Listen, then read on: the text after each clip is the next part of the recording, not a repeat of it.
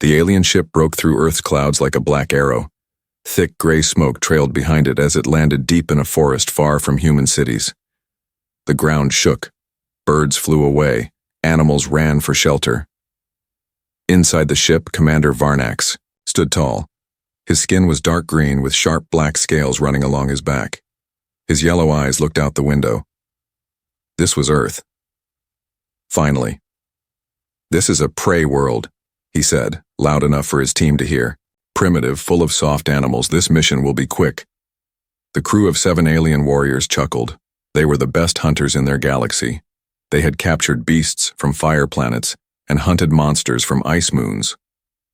To them, Earth was just another weak planet to conquer. "Commander," said Scout Rex, tapping on a glowing screen. "Signs of life. Warm-blooded creatures. One human settlement is 300 miles away. Nothing strong nearby." "Good," Varnax growled. "We land. We take. We leave." The ship opened its doors with a loud hiss. Cold air rushed in. The forest was quiet. Too quiet. Trees were tall and thick, and the shadows between them were dark like tunnels. Rex stepped outside first.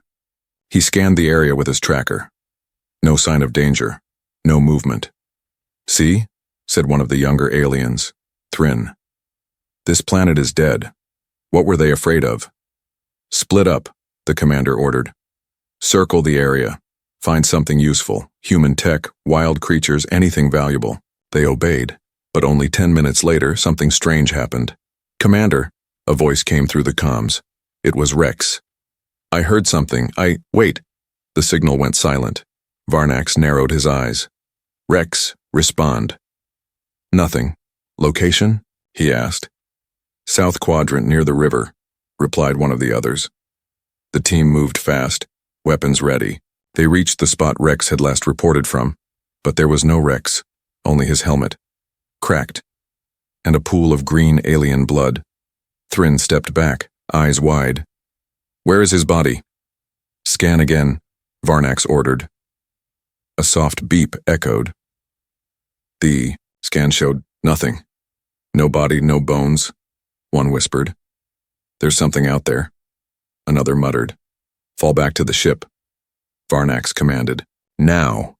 But it was too late. From the trees, something flew fast, a trap. A spiked wire wrapped around Thrin's leg and yanked him into the air. He screamed. A second later, his voice stopped. Just like Rex, the team opened fire at the trees. Lasers burned holes through trunks, but nothing came out. No enemy, just silence. "This isn't prey behavior," Varnax said under his breath. They returned to the ship, 2 warriors missing. Inside the ship, panic started to spread. The youngest member, Kerr, shook as he spoke. "We didn't see anything. No creature, no human, just shadows."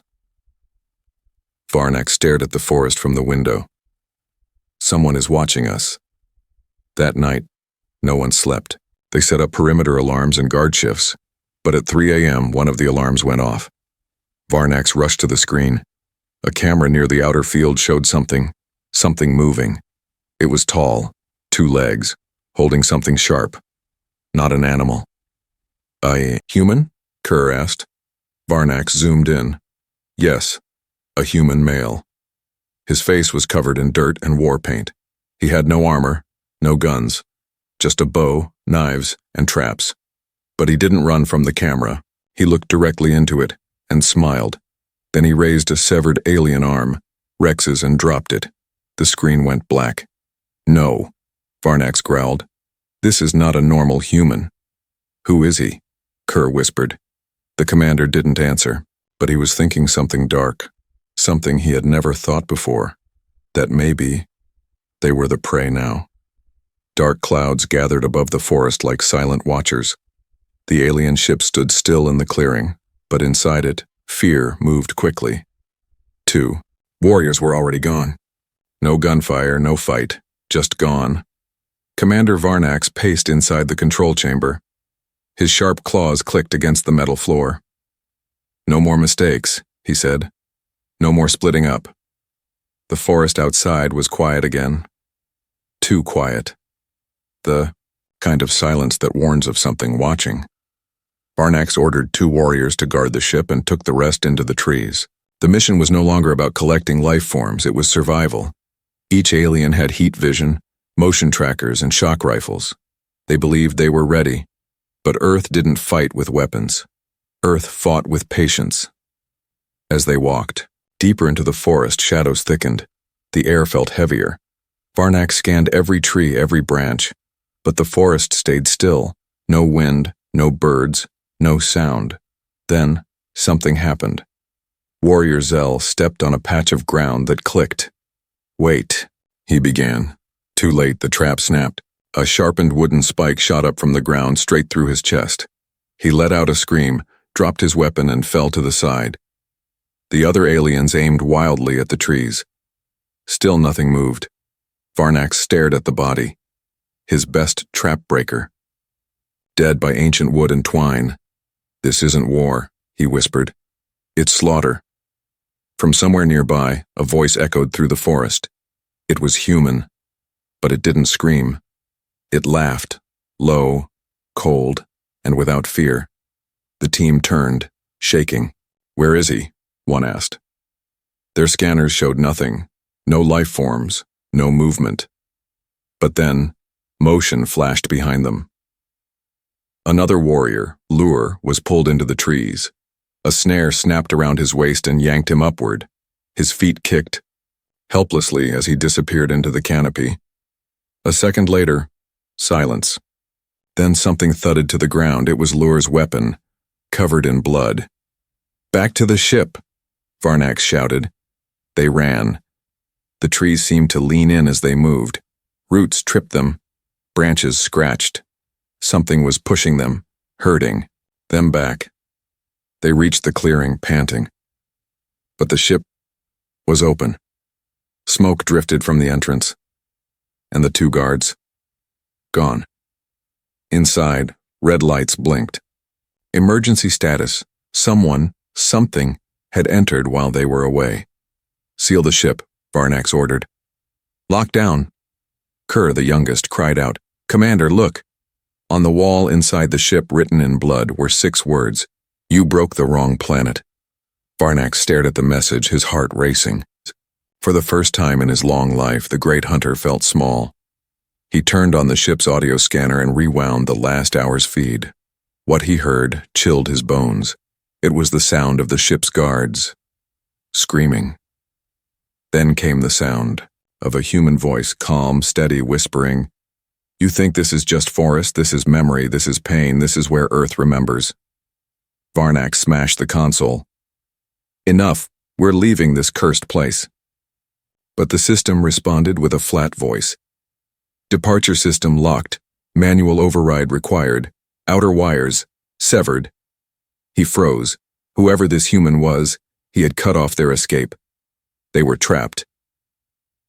Kerr backed against the wall. "Why is he doing this?" Varnax didn't answer. But deep inside he knew. This wasn't just survival. This was revenge. And the forest? It was alive with it. A sound came from the trees again. Footsteps. Slow. Measured. Not a beast. Not a team. One man.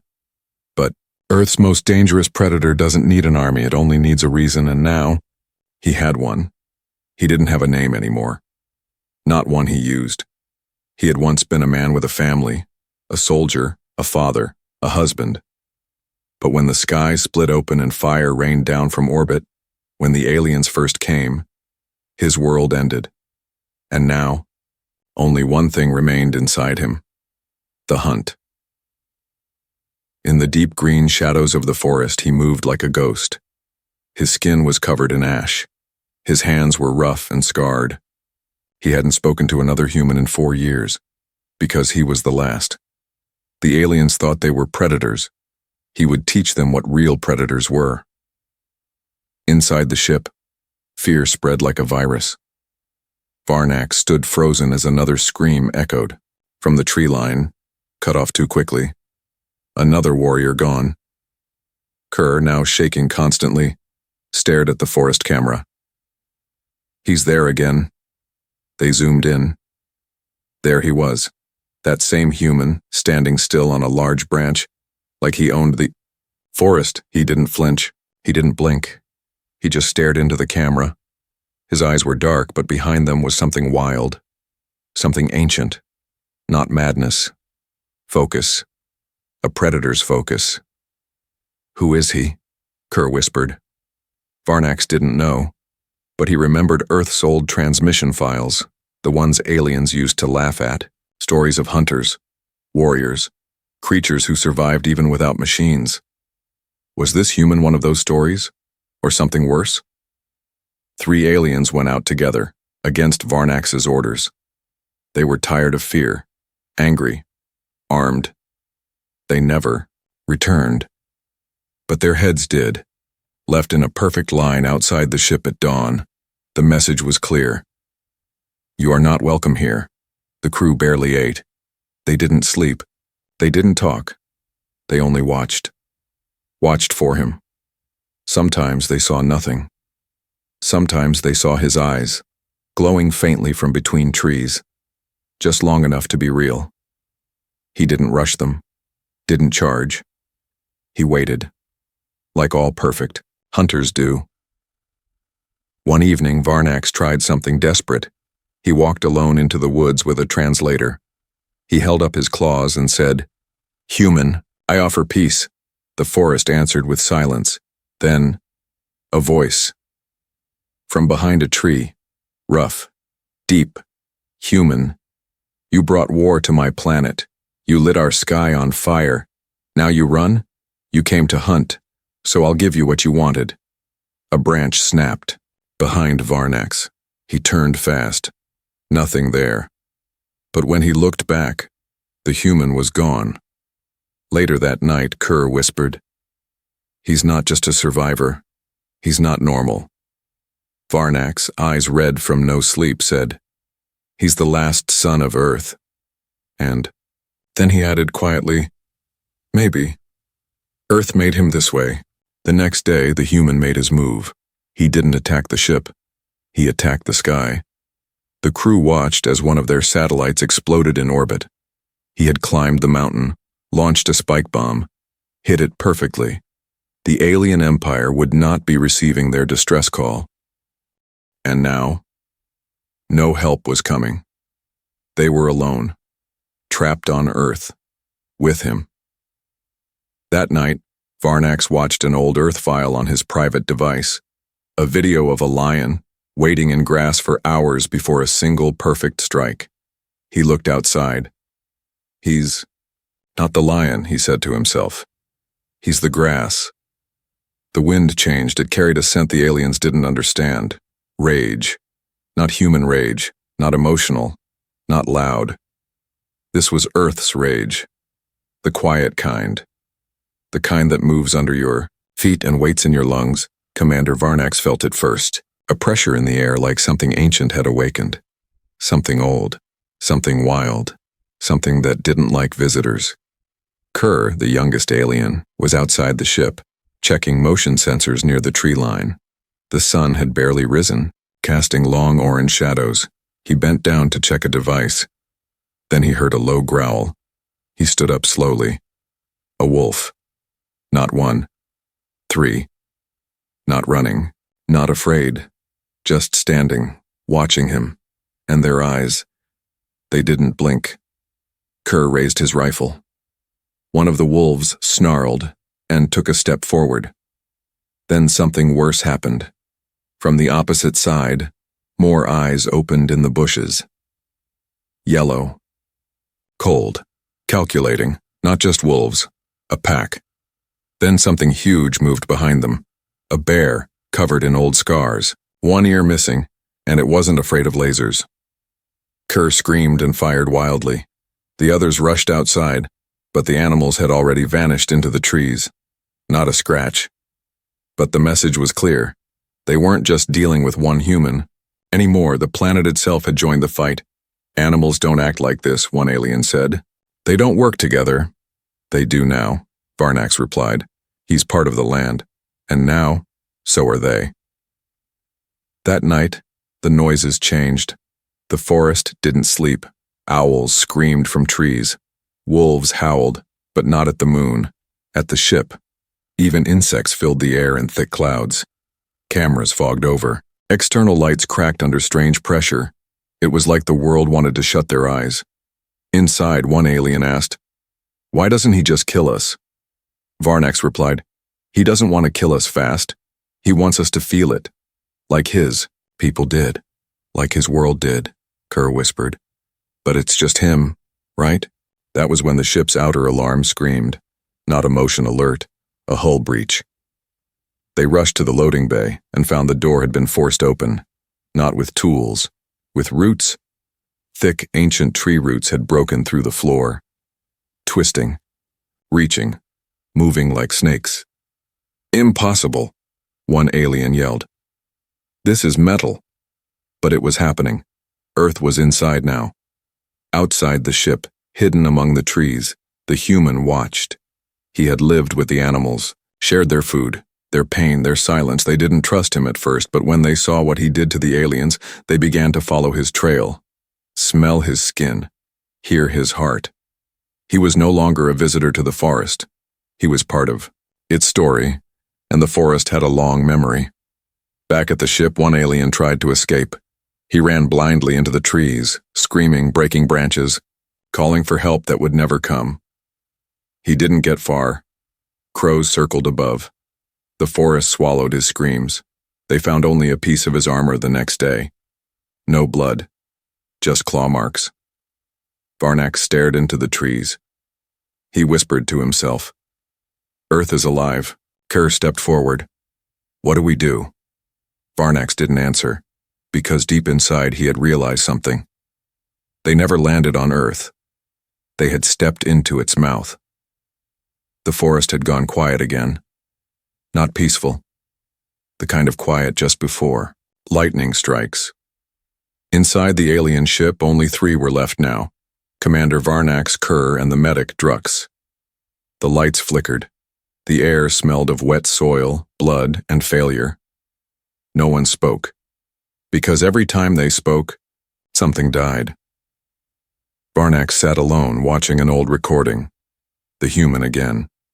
This time, the camera caught more than a face. It showed him crouched beside the corpse of one of Varnax's fallen warriors. He wasn't just collecting weapons. He was studying them, learning how they moved, how they fought, how they thought. He was turning the alien's own technology into something primal.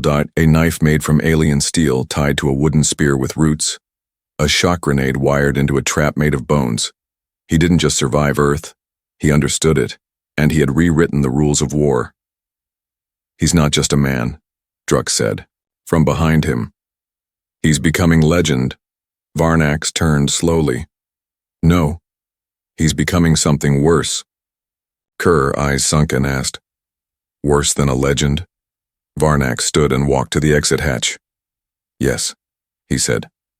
"A predator with a purpose." That night, Varnax left the ship. Alone. No weapons, no armor, just instinct. The same way the human hunted them. He followed the old blood trail, the twisted roots. The broken helmets hung on branches until he reached it. The bone circle.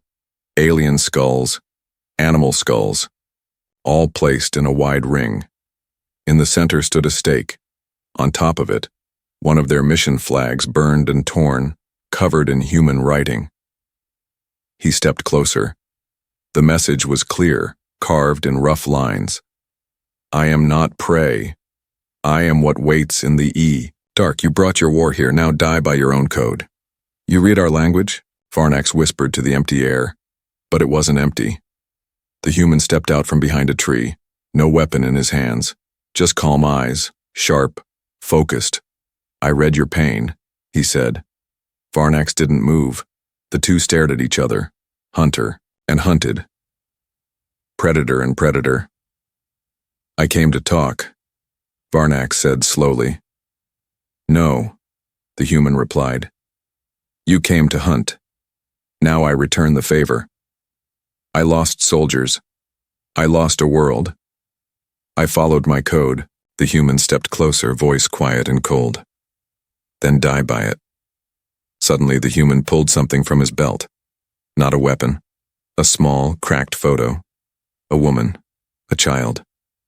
His family. Varnax's jaw tightened. I remember, the human said. The first wave. You dropped fire on our cities. My daughter never screamed. She was already gone when I found her. He looked up. And you call me a monster. But then the human did something strange. He dropped the photo and turned his back. He walked away. Varnax stood frozen. No traps, no strike. Why? A whisper drifted back from the trees. You still don't understand, do you? I'm not here to kill you. I'm here to teach your empire something they'll never forget. Back at the ship, Kerr waited in terror. The commander returned, but not as the same man. He looked shaken, changed.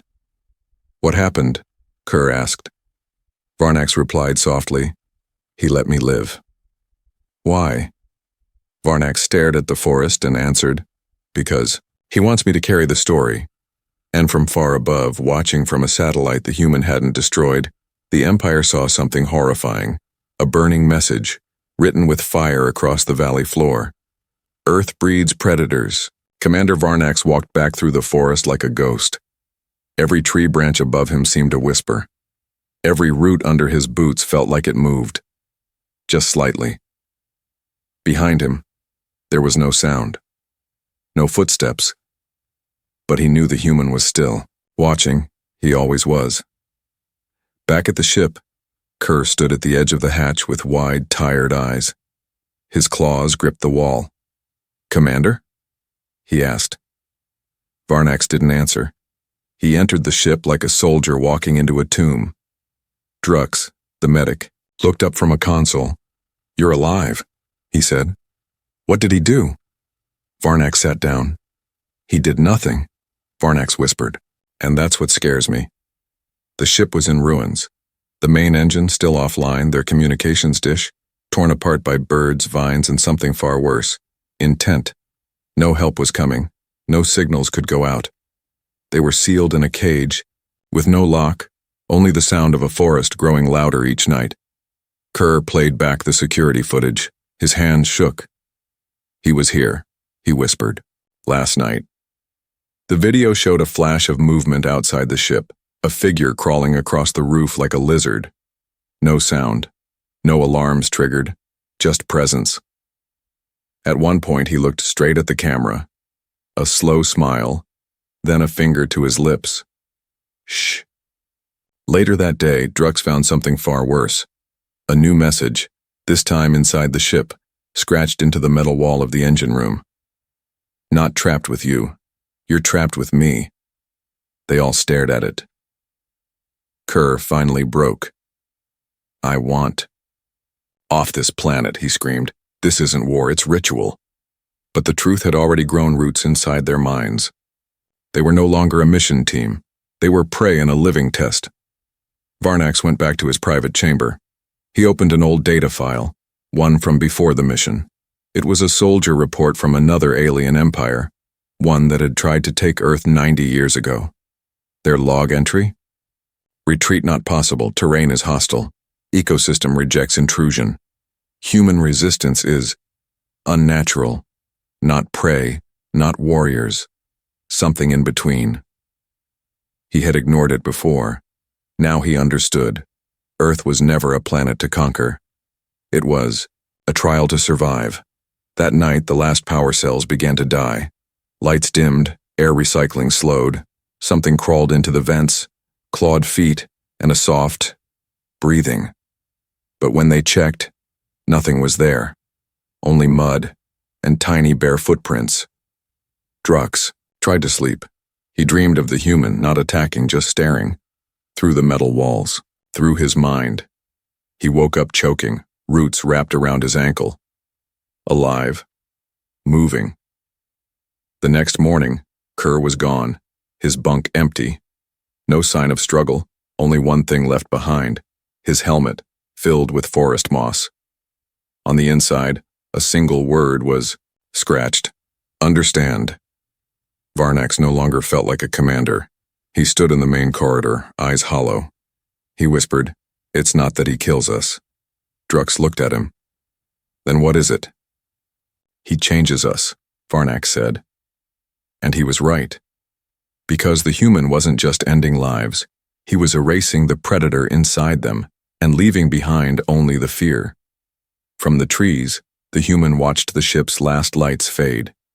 He whispered to the forest, "Not yet. One more. Let him carry the truth." The animal sat beside him, waiting, listening, because Earth was watching too. The ship was dying, not in flames, not in battle.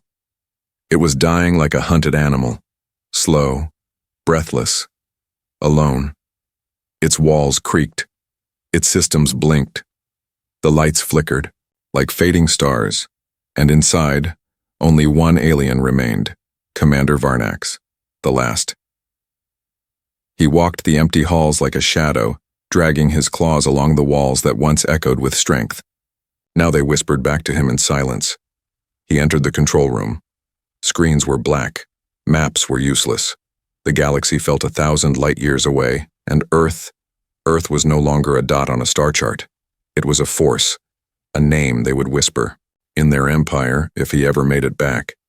Then the speaker system crackled without warning. A voice. Human.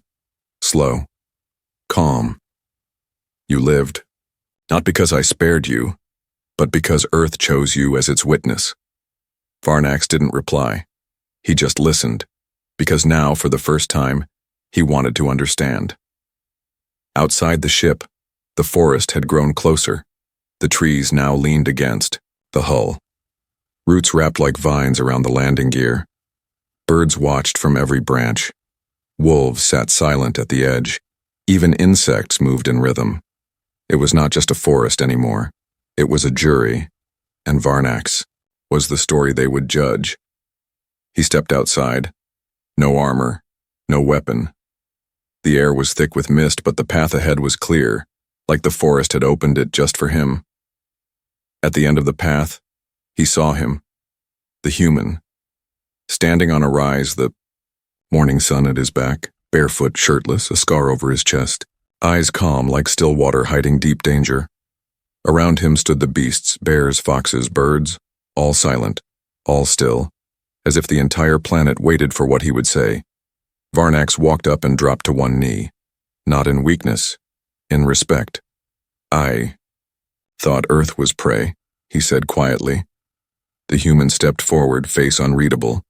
"You thought wrong. I thought you were just a survivor." "No," the man replied. "I'm the result." He pointed to the sky. "Your empire will come. Again. Others always do. But Earth doesn't need saving. It never did." Then he looked Varnax in the eyes. It only needed time to remember what it really is. In orbit, a second alien mothership arrived. A rescue signal had been sent, but not by Varnax. By him. The human. A trap. The new crew looked down at Earth with cold eyes. But their screens blinked. One by one, their systems failed. Oxygen sensors glitched. Navigation flickered. Then, on the main screen, a message burned in.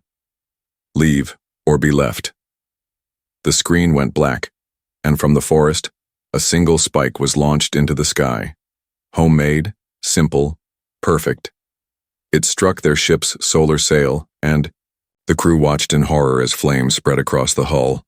Back on the ground, Varnax spoke his final words. "Will you kill me now?" The human gave a quiet smile. "No, you'll go back." "Why?" "So when they ask, you'll tell them." "Tell them what?"